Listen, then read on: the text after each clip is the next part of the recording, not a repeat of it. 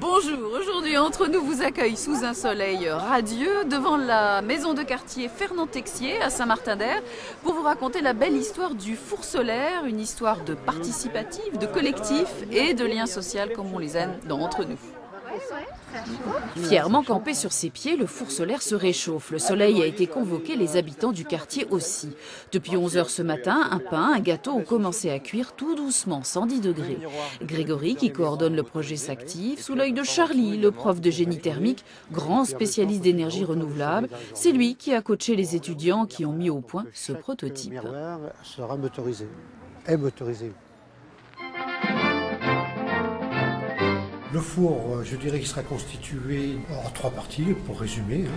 Donc l'intérieur du four qui sera fait en inox, qui est une boîte, avec au-dessus un capteur solaire qui va capter le rayonnement direct et avec un petit réflecteur pour augmenter la puissance sur la voûte. Il y a 1 an et demi, le projet LUS était lancé. LUS comme les unités solaires. L'idée a germé d'installer un four solaire au cœur de la ville, histoire d'investir l'espace collectif. Moi, je suis une hyper convaincue du projet depuis le début.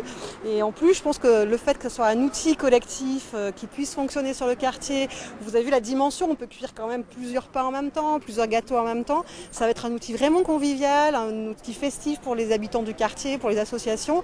Et puis, utiliser une énergie extrêmement nouvelle, le soleil. Est-ce que c'est pas nouveau, ça, le soleil, hein? Voilà.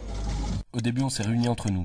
Plein de participants nous ont rejoints. D'abord les habitants, puis les MJC, puis les associations, puis les IUT. Et aujourd'hui, on se rend compte qu'il y a un peu plus de 100 personnes qui participent à la réalisation du projet.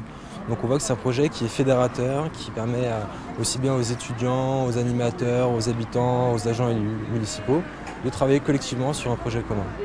Côté budget, la ville, la métro, la région, la Fondation de France se sont penchés sur le berceau.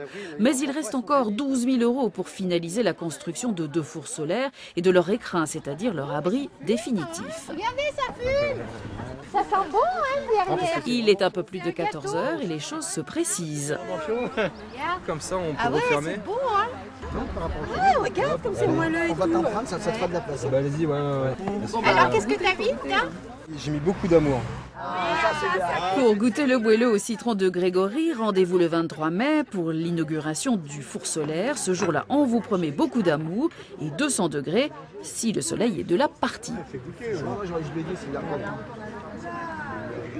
Ah ouais, très bien cuit, hein.